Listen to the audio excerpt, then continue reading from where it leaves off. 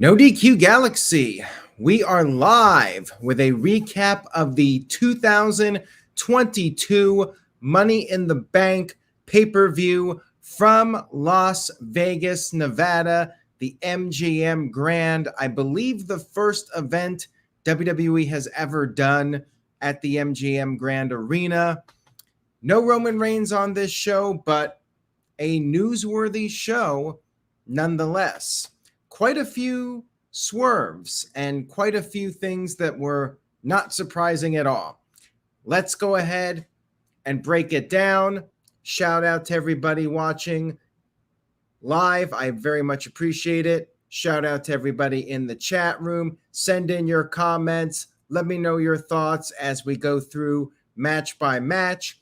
We are going to start off with the women's Money in the Bank ladder match. Lacey Evans versus Alexa Bliss versus Liv Morgan versus Raquel versus Asuka versus Shotzi versus Becky Lynch. Right when the match started, Becky Lynch and Asuka went at it. They were brawling. Raquel showed off some of her dominance. She suplexed both Becky and Liv onto a ladder. Several people were laid out on a ladder, and Becky Lynch jumped off the top rope onto all of them. Alexa came off the top with a Molly go round onto several people. A bunch of them started climbing the ladder. Liv did a sunset flip powerbomb. She almost crashed and burned. She nearly fell straight to the ground, but she somehow saved it. She caught Lacey Evans and successfully powerbombed Lacey. Shotzi then laid out Becky on top of a ladder, went for a senton, but missed. And then on the outside of the ring, Raquel Gonzalez set up a ladder bridge. Asuka was laid out on the ladder. Becky climbed up a ladder that was on the outside, did a big leg drop. Crowd started a "This is awesome" chant. And then back in the ring, you had several of the competitors climbing up the ladders. Becky Lynch tipped over all the ladders. Becky was on the verge of winning, but then Liv Morgan came in. Liv was able to knock Becky off the ladder. They were each on a ladder, and Liv used the rope to give herself momentum. She was about to be tipped over. She came back and she hit Becky with a knee. Becky fell off the ladder, and then Liv climbed up and grabbed the briefcase to become Miss Money in the Bank. I was very happy for Liv Morgan. I was not expecting her to win this just because it didn't seem like they were going to push her to the next level, and fans have been wanting to see it, but I just did not have the confidence that they would go all the way with her, but she won it. There you go. Liv Morgan is your Money in the Bank winner for the women. Crowd was very happy about this. She got a huge pop. We're off to a good start on the show. Fans getting that feel-good moment, getting their favorite in the winning spot. Similar to last year when Big E won, the guy or gal that you feel is never going to get that big moment, they finally get it. Caleb Jacobs sent in a $2.93 super chat. Thank you, Caleb. Says, so happy for Liv Morgan. She deserves it. You could tell when she came out there, she seemed a bit emotional, like a little bit different than what we're used to seeing from her. And I think maybe that gave it away. Sometimes when a competitor comes out there, you can tell with their reaction, like they do not put on the best poker face, whether they're winning the match or they're losing the match and they seem upset. You can sometimes tell by the reaction if their demeanor is just a little bit different from what it usually is.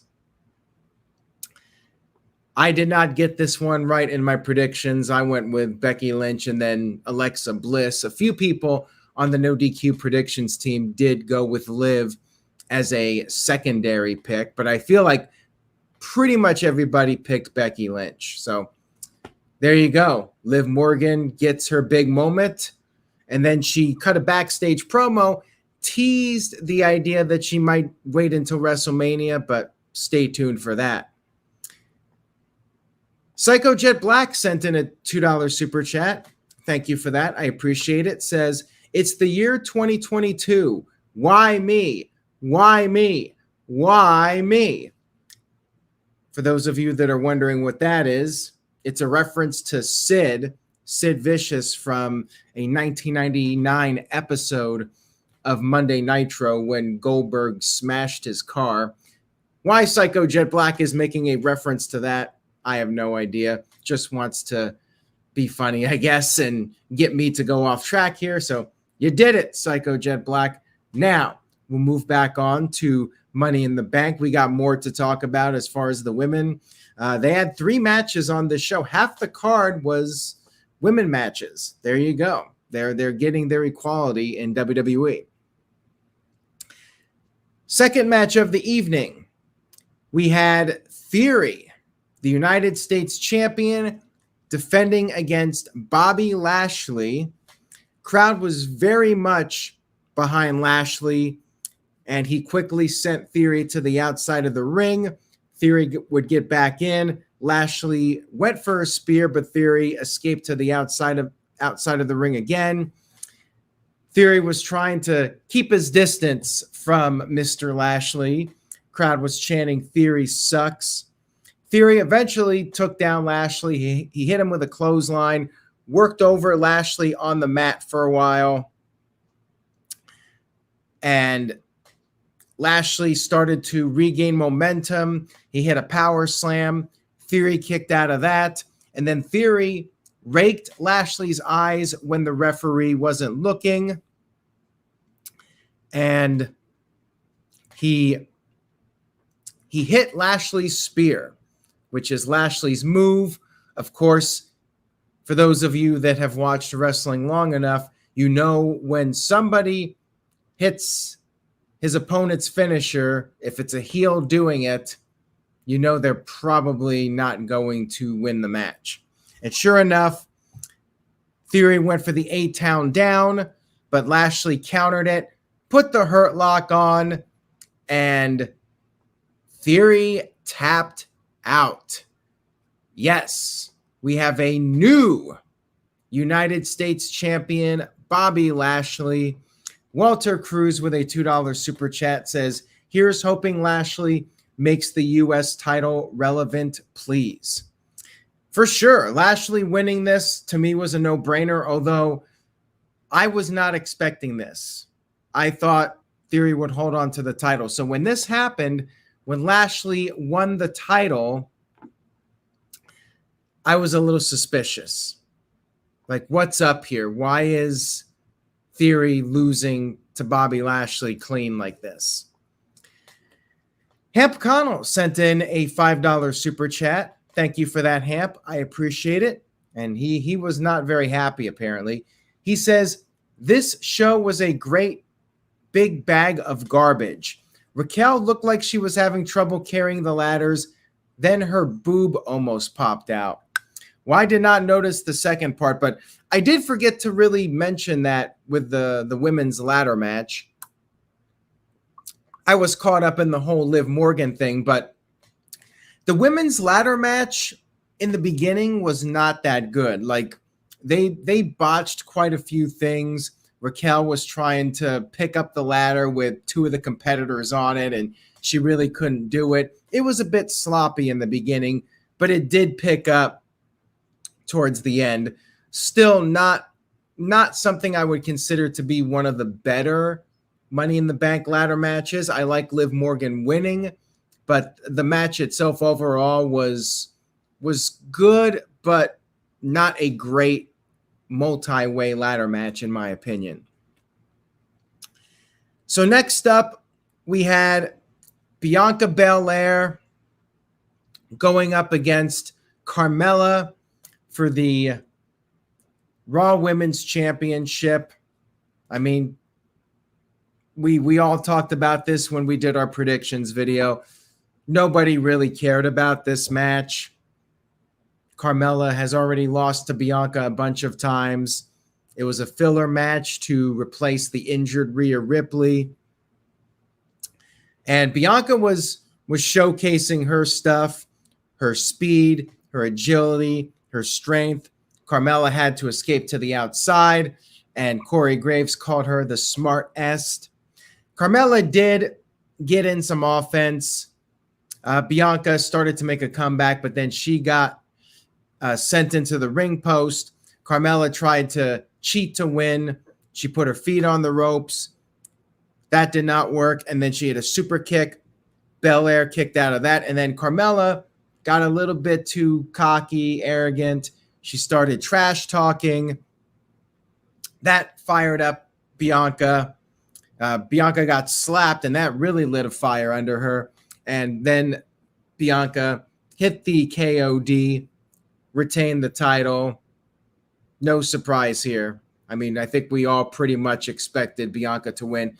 Match was fine, but it was a Raw TV match. Let's be real here. Afterwards, Carmella attacked Bianca, which I guess means another match between them. Why? Maybe they just need a filler program for Bianca until Rhea Ripley is ready to return. But man, do we really need to see another match with them? I mean, this is like Drew McIntyre versus Dolph Ziggler. It's total filler. And nobody buys for a second that Carmella is going to beat Bianca for that title. Moving on here, we had what might have been the match of the night. Hell, I'm going to go ahead and say it was the match of the night. The Usos defending the unified tag team titles against the Street Profits. Usos cut a promo before the match.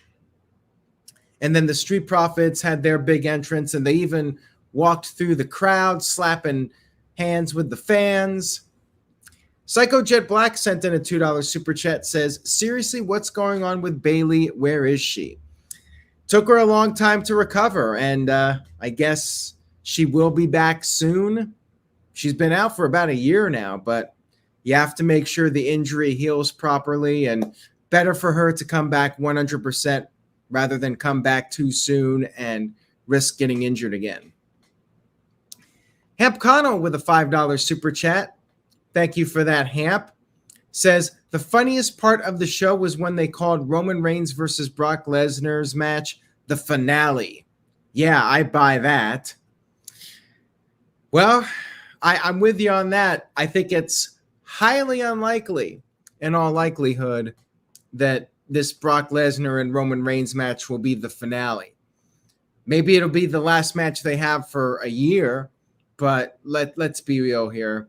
They'll probably wrestle another 3 or 4 times before it's all said and done on pay-per-view. Anyways, Street Profits tried to go for the quick win, but the Usos, the veterans, got to the outside of the ring. Montez Ford, he was watching some DX footage because he was doing a bunch of crotch chops throughout the match, taunting them. Jimmy hit a dive to Dawkins on the outside, and that gave the Usos the upper hand. And then the Usos, they suplexed Dawkins into the ring post on the outside, which I thought was quite interesting. They had the upper hand for a while. Ford tagged in, but then he came off the top rope, got caught with a super kick by Jimmy. Timing on this spot was perfect, by the way. Usos dominated Ford for a while. They super kicked Dawkins off the apron so he could not make the tag.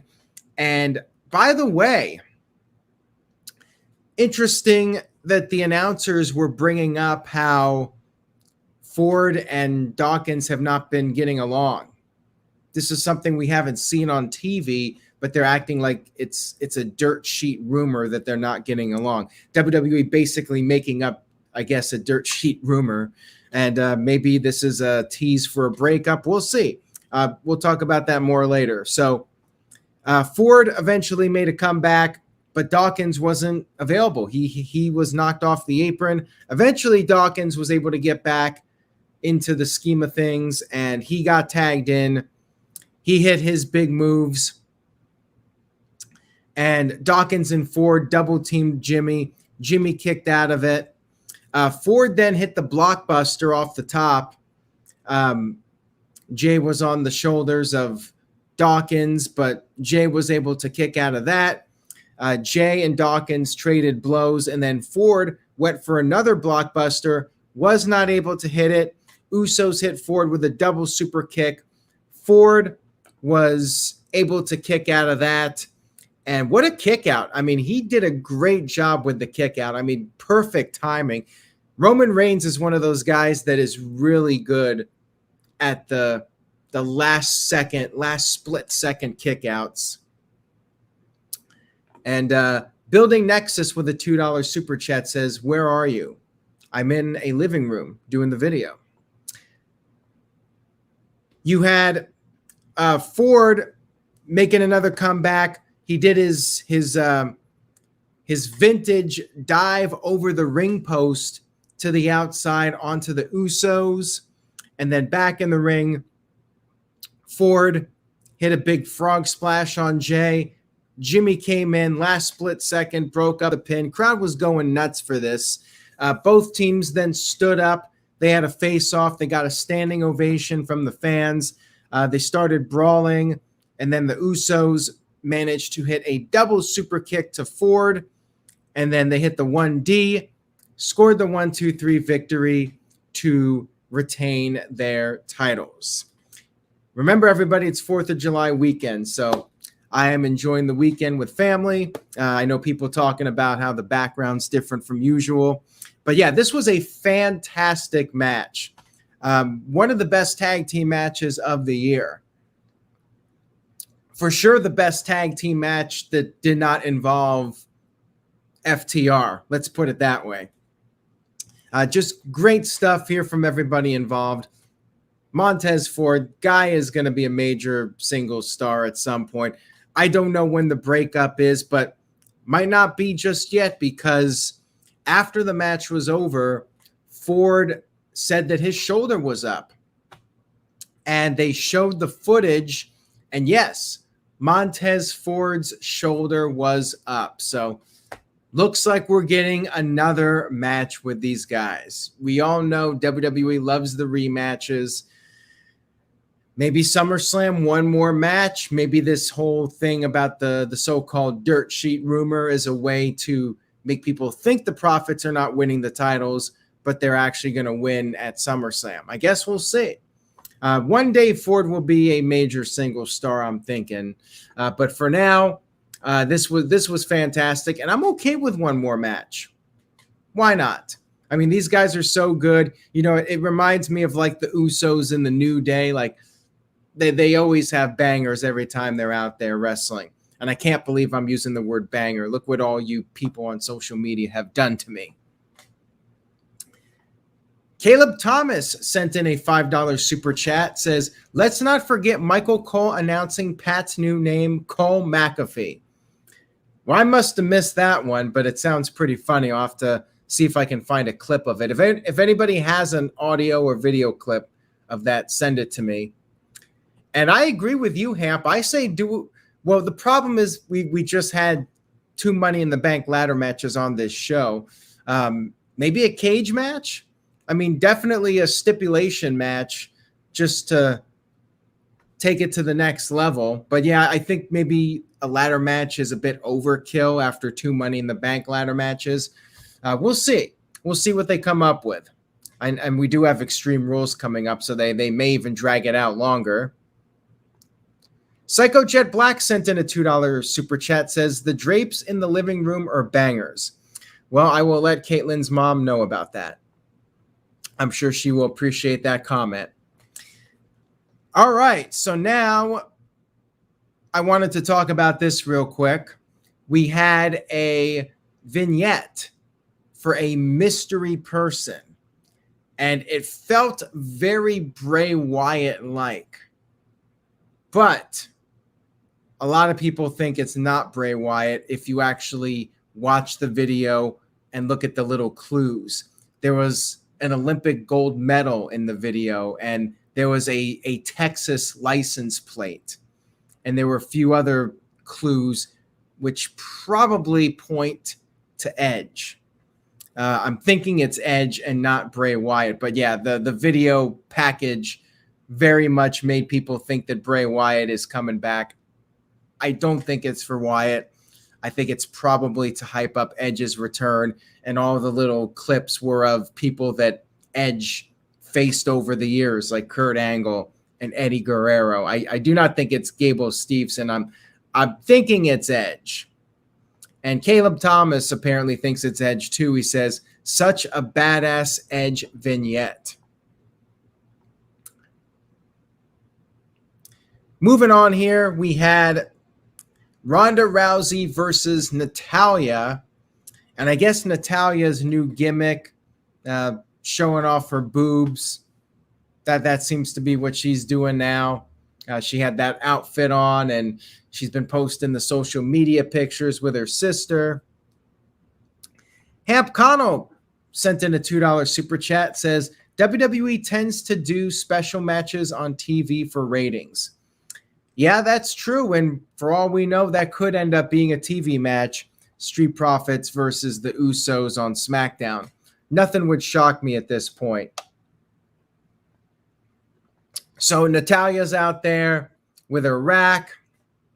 And then Ronda Rousey showed up. The champion, SmackDown women's title.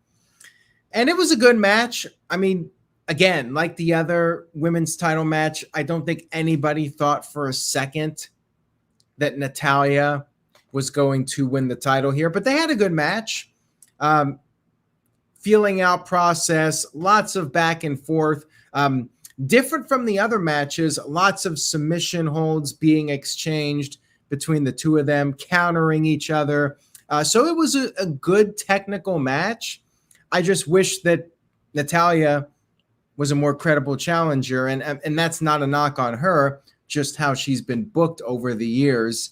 She's pretty much put in a filler spot rather than being built up as somebody that could legitimately be the champion of the brand and potentially carry the brand. So yeah, that was the big problem here. It just felt like a filler match, but it was good. It was a good match, and Natalya got plenty of offense in. She took down Rousey with a discus clothesline. Rousey put a sharpshooter on Natalya, but Natalya got to the rope. And then Natalya did something interesting. She put a sharpshooter on Rousey outside of the ring on the ring apron. Of course, she had to break it, but then Rousey actually sent Natalya into the ring post. They got back in the ring. Natalya regained the upper hand. Natalya tried to apply the sharpshooter again, but Rousey countered, got the armbar, and then with the leg scissors, submission on Natalya. At this point, Natalya had nowhere to go. Natalya taps out. No surprise here whatsoever, but then we got the actual surprise. Liv Morgan, the Money in the Bank briefcase contract holder, shows up to cash in because Rousey was selling her leg after the match. I'm happy and disappointed at the same time, and I'll tell you why. I'm happy for Liv Morgan because she clearly was very emotional about all this, and fans have been rooting for her for the longest time. She's been that underdog, and she's finally getting this big push that I, quite frankly, didn't think she was going to get. So I'm very happy for her in that sense.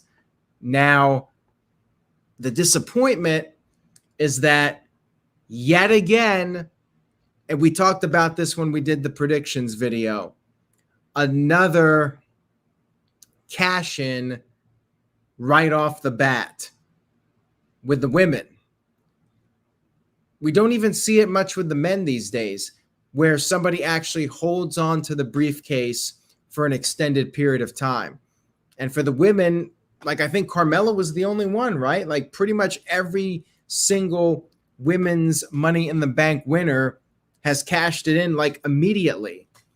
So that was very disappointing. Now the match started and Ronda was not out. Ronda got the ankle lock on Liv Morgan and the crowd was booing like crazy. They did not want to see Liv fail to win the title. Actually, I think it was the sharpshooter that she put her in. Liv did escape, and then Liv rolled up Ronda and got the 1-2-3 victory. So yes, Liv Morgan is your new SmackDown Women's Champion. Now, of course, the big question is also, how long will Liv be champion? I mean, Big E won the title, and then he got destroyed by Brock Lesnar. Will Liv actually be a lengthy champion? Will she be booked as a top champion? And will she lose the title being a top-tier star, or will she lose the title basically being seen as just somebody that was on the mid-level and got lucky and won the title? Where's this going to go?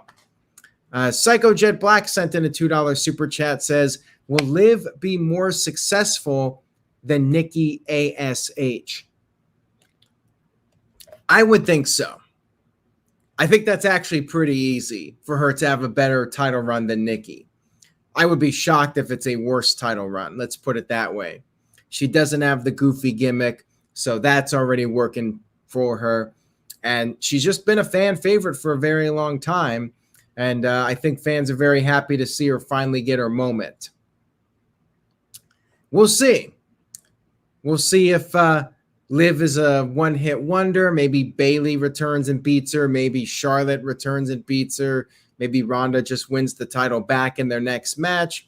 Or maybe Liv Morgan will be the top star of SmackDown.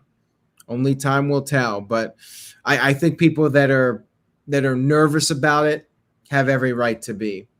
And I hope they do something with her, because it is a little disappointing that the cash-in happened pretty much immediately, same night. Like it's just been done too much, in my opinion.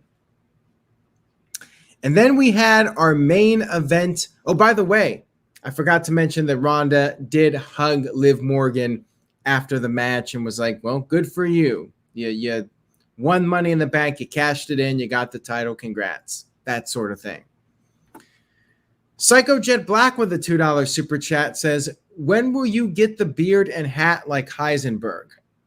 Highly unlikely in all likelihood, Psycho Jet Black. But thank you for mentioning Heisenberg. I appreciate that. Main event of the evening, the men's Money in the Bank ladder match. Seth Franklin Rollins versus Sheamus versus Drew McIntyre versus Omos versus Sami Zayn versus Riddle versus Madcap Moss, whatever his name is. Riddle, of course, got a big pop being from Las Vegas, Nevada. And, fireworks going off early.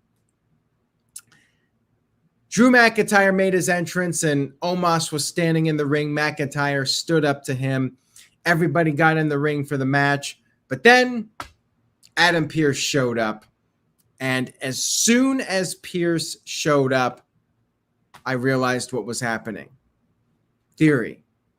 We all knew what happened earlier with Theory losing the title to Bobby Lashley. So as soon as Adam Pearce came out there, I'm like, well, this is it.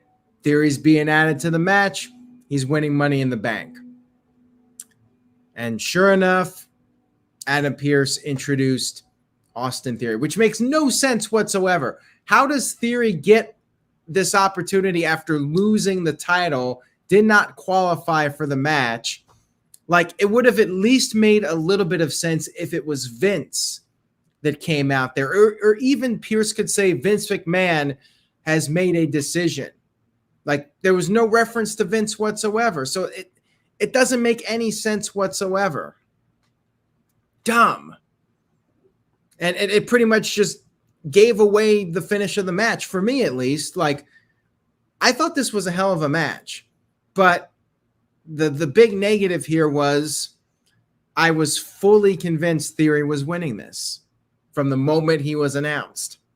Because surely he's not losing Money in the Bank after losing the U.S. title clean to Lashley. Psychojet Black sent in a $2 super chat, says Madcap Mop versus Perry Saturn Moppy on a pole match. I like it. I inadvertently just created a great WWE 2K22 matchup. So thank you for that. Anyways, Omos was dominating the early part of this match. Sami Zayn was hiding behind the ring post. McIntyre, though, very brave, went after Omos, hit him with a claymore, sent him out of the ring.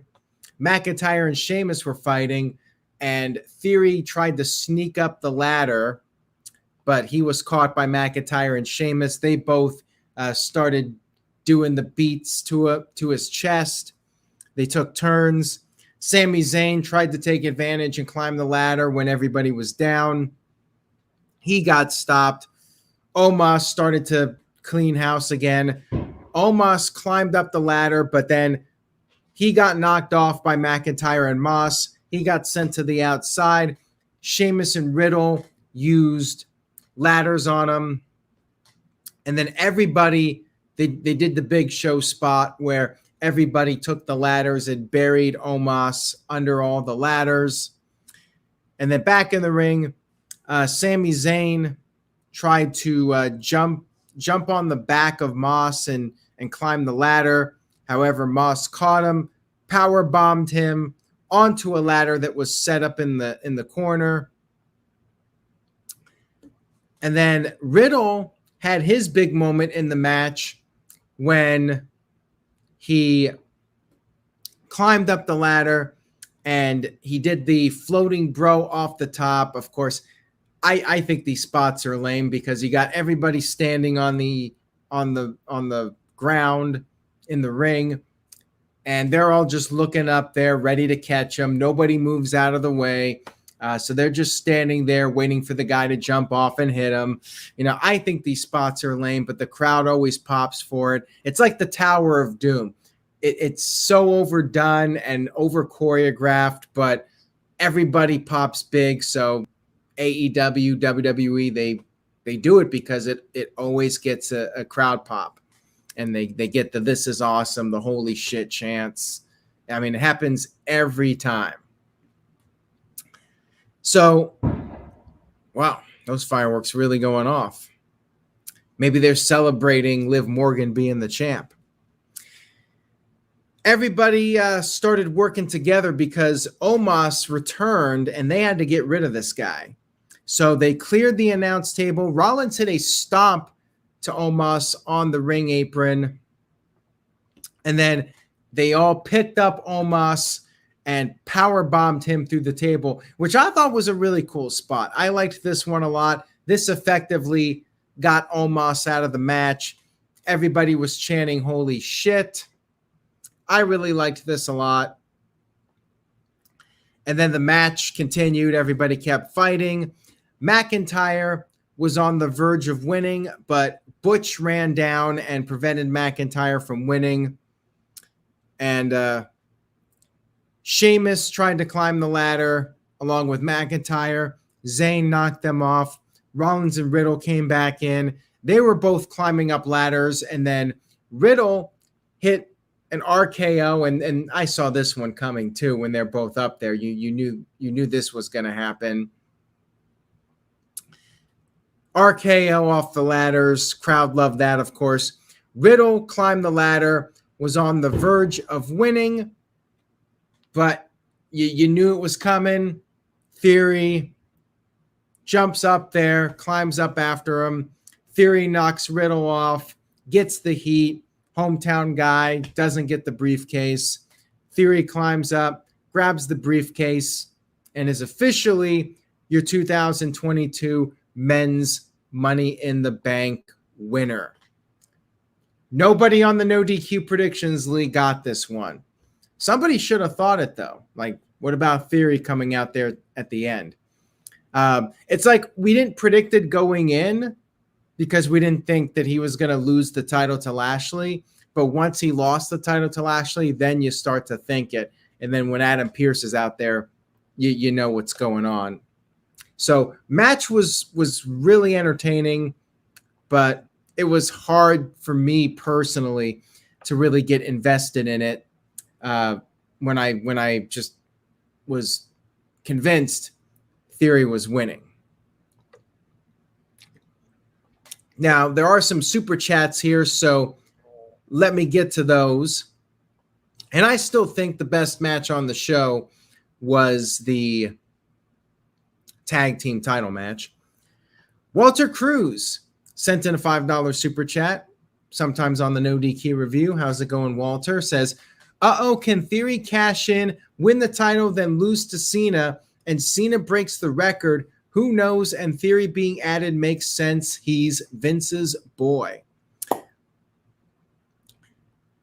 Well, at least they should have acknowledged that Vince made this call for Theory to be added to the match, and they might still do that, but just saying that would make it a little bit better than just having Pearce come out there and say, it's lucky 7. Well, we're gonna make it 8 now, whatever stupid line he had. But yeah, that very well could be a scenario, and maybe John Cena will go for his 17th title against Theory. Habcano has a prediction. He says Roman Reigns versus Brock Lesnar is a draw, and while they're both still knocked out, Theory cashes in and wins, also clearing the way for another rematch.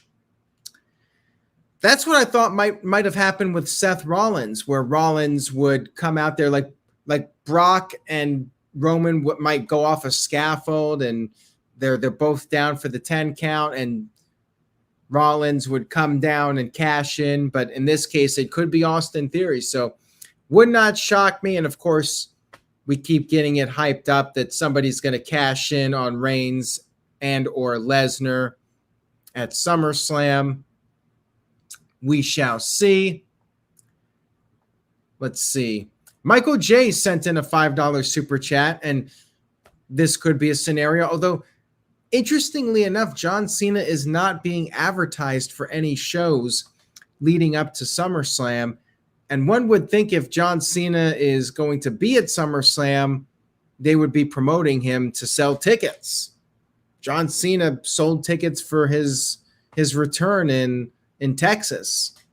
We'll see. We'll see if they have John Cena, or maybe we won't see John Cena at SummerSlam. Maybe they're going to save him for another event. But yeah, Michael J says Theory is going to lose to Cena at SummerSlam and then cash in later that night when Roman and Brock are both laid out during their match. Book it. Yeah, you may be right. I mean, that would make sense. John Cena beats him. Theory cashes in Money in the Bank, wins the title, and then Cena goes for the 17th title against Theory. You could do that storyline very easily, and it would make sense. And I think it would be interesting to see if John Cena could win the 17th world title from Theory. And if Theory prevents Cena from realizing that dream, then that could really escalate Theory to the next level. Theory needs some new music, though. I think his music is crap, personally. And Psycho Jet Black sent in a $2 super chat, says, is Theory going to drop the briefcase to John Cena? I think that would be a terrible idea and just a complete... It would render everything here just a complete waste of time if Theory loses the briefcase to John Cena. I mean, Theory has to be successfully cashing this in now. Like, if he doesn't, then what was the point of all this? Like, the idea is to try and elevate Austin Theory to the next level. And Teaching in Color X left a $5 super chat. Thank you for that. I appreciate it. Says, Did you see fans leaving early? Is that a sign that fans didn't like the show or match? Also, why is the show on Saturday? WWE don't want to compete? Well, they were competing. There was a UFC event this evening, and a lot of people were thinking WWE was crazy for running on a Saturday night. But it is 4th of July weekend, and I think it was a Nick Khan decision to run on Saturday. And remember, their original idea was to try and hold the event at Allegiant Stadium, but they weren't really selling the tickets. Well, when you don't promote Roman Reigns for a title match, doesn't surprise me. I didn't hear anything about fans leaving early unless they wanted to go out and party or do something. It's Las Vegas on a Saturday night, 4th of July weekend. But I didn't really notice people leaving at the end, although I wasn't there in person. So maybe somebody there live could tell you if fans were leaving early. Darren says, where does Riddle go from here? I mean, I think the seeds were planted for Riddle versus Seth Rollins. Overall, I thought Money in the Bank was pretty good. I'm giving it a B+. Very good pay-per-view. It was predictable in some areas, like I thought it would be, but we did get a few surprises, which I liked. Not the biggest fan of the whole Theory thing, but I get it. They wanted to get the U.S. title off of him and start pushing him towards the main event level. I get it. And a comment here in the chat room with the UFC, some people might have wanted to check out the main card of the UFC show. That very well could have been the case here. B+ for this show. I mean, I would recommend it. It was an easy watch, 3-hour pay-per-view, slightly over 3 hours, 6 matches. I mean, I like it. I like the format. I agree with Robbie, though. Forbidden Door was a better show. Forbidden Door was also $50, so I would hope it would be a better show. But yeah, Money in the Bank was a very solid pay-per-view, and no bad matches on the show. Even the predictable matches were still good. So yeah, I really enjoyed it. Thumbs up for the pay-per-view, and I hope Theory at least holds it to SummerSlam. I mean, still, I'd like to see somebody hold it for a decent amount of time. Maybe he will, although he really has to. That's why I was hoping the women's Money in the Bank holder would have held on to it, because Reigns is barely wrestling, and same thing for Brock Lesnar. Like, you kind of have to cash it in right away if you're the male Money in the Bank holder. At least with the women's holder, the women's champions are on both shows regularly. So yeah, I'm a little disappointed with how the Money in the Bank matches played out, but all in all, I'm happy for Liv Morgan and happy Theory's getting the push. They are trying to push some new people, which is definitely a positive. So that's it, everybody. Thank you all so much for tuning in tonight. I really do appreciate it. If you liked the video, please give it a thumbs up and leave a comment. Leave a comment. Let me know your thoughts on the pay-per-view. Hamp Connell sent in a $5 super chat, says, today in history, 2001, Booker T and Buff Bagwell are booed out of the building on Raw. That was just a very unfortunate night for the relaunch of the WCW brand. Arn Anderson compared that match to the moon landing, and it was doomed to fail. Scott Hudson said the match was for the WWF title. The crowd just did not want to see WCW. They were booing WCW before Buff and Booker T even got out there. The only Buff Bagwell match in WWE. Very sad. But thank you for that, Hamp. Have a great 4th of July weekend, everybody. Enjoy your holiday. Take care. I will see you guys Monday night after Raw. I will be back with the Raw review, 4th of July. Stay tuned for that. Take care, everybody. And remember to say yes to NoDQ.com. See you all next time.